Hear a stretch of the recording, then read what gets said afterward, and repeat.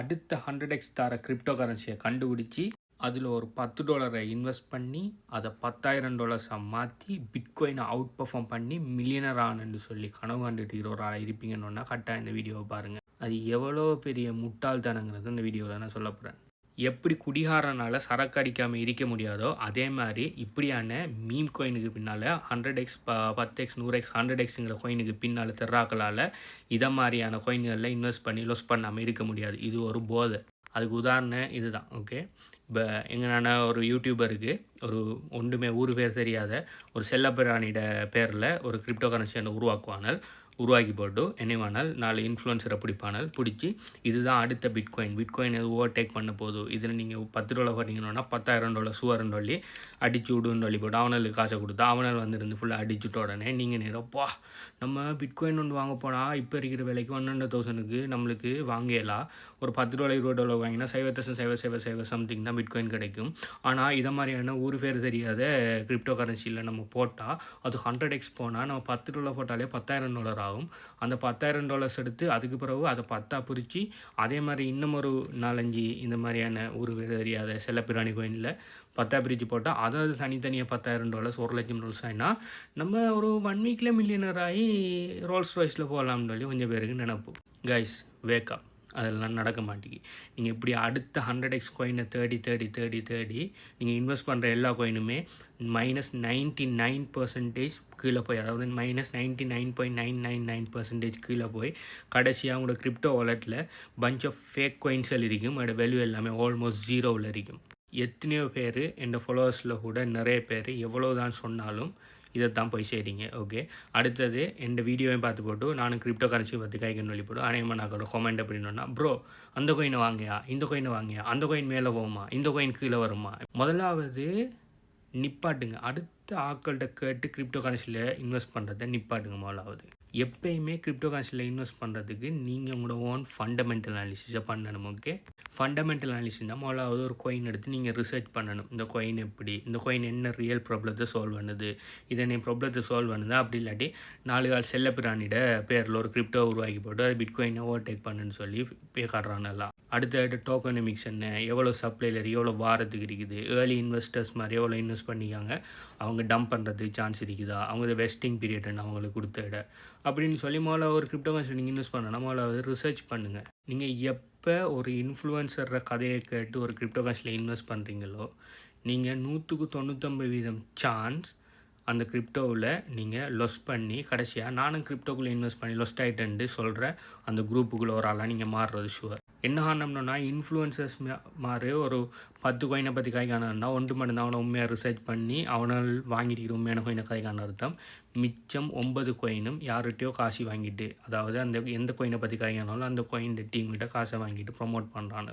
Guys, நான் இந்த marketing ஃபீல்டுக்குள்ளே 4-5 வருஷமாக இருக்கிறேன். Plus I am digital marketing content creator. நான் இது post graduate certificate in digital marketing. Okay, மார்க்கெட்டிங்கை பற்றி டிஜிட்டல் மார்க்கெட்டிங்கை பற்றி எல்லாமே தெரியும். ஓகே, ஒவ்வொரு கிரிப்டோ கரன்சி பின்னால் இருக்கிறதும் ஒவ்வொரு கம்பெனி. ஒரு கம்பெனி மார்க்கெட்டிங்காக எந்த எக்ஸ்ட்ரீமுக்கு வேணாலும் போவாங்க. மார்க்கெட்டிங்கில் ஒரு வகையான மார்க்கெட்டிங் தான் இன்ஃப்ளூயன்சர் மார்க்கெட்டிங்.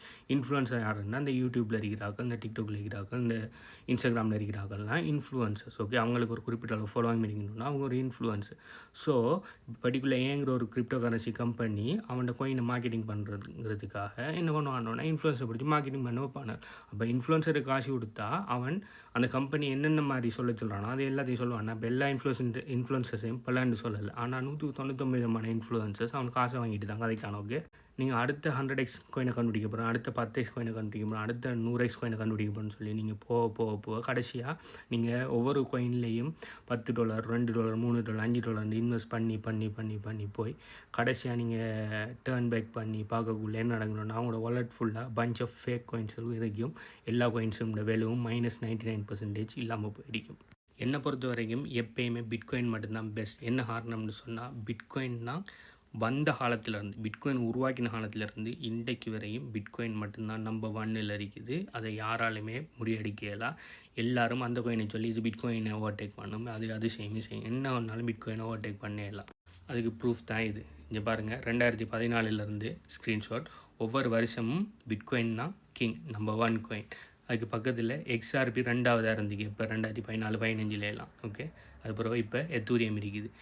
இதில் இந்த சில கோயின்கள் என்னன்னு சொல்லி நம்மளுக்கு தெரியும். ஏன்டா இந்த கோயினெல்லாம் உலகத்தில் அதாவது டாப் கிரிப்டோவில் ஃபர்ஸ்ட், செகண்ட், தேர்ட், ஃபோர்த்துங்கிற ரேங்கில் இருந்த கோயினெல்லாம் இப்போ அந்த கோயின்களோட அட்ரஸே இல்லாமல் போயிருக்குன்னு சொன்னால் அதுக்குரிய அர்த்தம் என்ன? இப்போ நல்லா இருக்கிற கோயின் இன்னொரு பிஎம் மார்க்கெட், இன்னொரு புல் மார்க்கெட், இன்னொரு பிஎம் மார்க்கெட், இன்னொரு புல் மார்க்கெட் வரக்குள்ள அட்ரஸே இல்லாமல் போகிறது நிறைய சான்ஸ் இருக்குது. ஏன்டா ஒவ்வொரு கிரிப்டோ கரன்சி பிட்காயினை தவிர மற்ற எல்லா கிரிப்டோ கரன்சி பின்னால் ஒரு டீம் இருக்குது, ஒரு கம்பெனி இருக்குது. ஓகே, ஒரு பிஸ்னஸ் ஒன்றுட ஒரு கம்பெனி ஒன்று சக்ஸஸ் ரேட் ஓகே 5% தான். இப்போ 5 வருஷத்தில் 5% தான் சக்ஸஸ் ரேட். 5 வருஷத்தை தாண்டி சக்ஸஸ் ரேட் பார்த்தீங்கன்னு சொன்னால் 1%. அப்படின்னு சொன்னால் 100 கம்பெனி ஆரம்பிக்கப்படணுன்னா 5 வருஷத்தை தாண்டக்குள்ளே 5 கம்பெனி தான் சக்ஸஸ் ஆகும், மற்ற எல்லாமே ஃபெயிலியர் ஆகும். அதாவது 95% கம்பெனி ஃபெயிலியர் ஆகிடும். அது 95 கம்பெனி ஃபெயிலியர் ஆகிடும். 5 வருஷத்தை தாண்டி போகிற கம்பெனின்னு பார்த்தீங்கன்னு சொன்னால் ஒரே ஒரு கம்பெனி தான் சக்ஸஸ் ஆகுது. அப்படின்னா 100 கம்பெனி ஆரம்பிக்கிற இடத்த ஒரே ஒரு கம்பெனி மட்டும்தான் சக்ஸஸ் ஆகுது. ஸோ நீங்கள் பார்க்குற எல்லா கிரிப்டோ கரன்சியும் ஒவ்வொரு கம்பெனி அதுக்கு பின்னால் ஒவ்வொரு டீம் இருக்குது. அவங்க ஒவ்வொரு ப்ராப்ளத்தை சால்வ் பண்ணுவாங்க. சில கிரிப்டோ கரன்சி செல்ல பிராணியோட பேரில் உருவாகும். ஸோ அந்த கிரிப்டோ கரன்சி சக்ஸஸ் ஆகிற அந்த டீம் டையில் இருக்குது. ஓகே, அந்த டீம் என்ன ப்ரொஜெக்ட் செய்கிறாங்க, என்னென்ன பிரச்சனை வருதுன்னு சொல்லி இருக்குது. லாஸ்ட் பிஎம் மார்க்கெட்டை பாட்டம் எப்போ போனிக்குன்னு சொன்னால் டெரா லூனாங்கிற ஒரு பெரிய கம்பெனி கலாப்ஸ் ஆனது, ப்ளஸ் FTXங்கிற ஒரு எக்ஸ்சேஞ்ச் கலாப்ஸ் ஆனது. ஓகே, போன பிஎம் மார்க்கெட்டில் இருந்திருந்தால் உங்களுக்கு தெரிஞ்சிருக்கு. ஸோ பைனான்ஸுக்கு அடுத்த செகண்டில் இருந்த ட்ரேடிங் வால்யூமில் செகண்டில் இருந்த எக்ஸ்சேஞ்ச் FTX. அது கலாப்ஸ் ஆகினதில் பில்லியன்ஸ் ஆஃப் டாலர்ஸ் ஃபண்டை லாஸ் பண்ணினாங்க ஆக்கள்.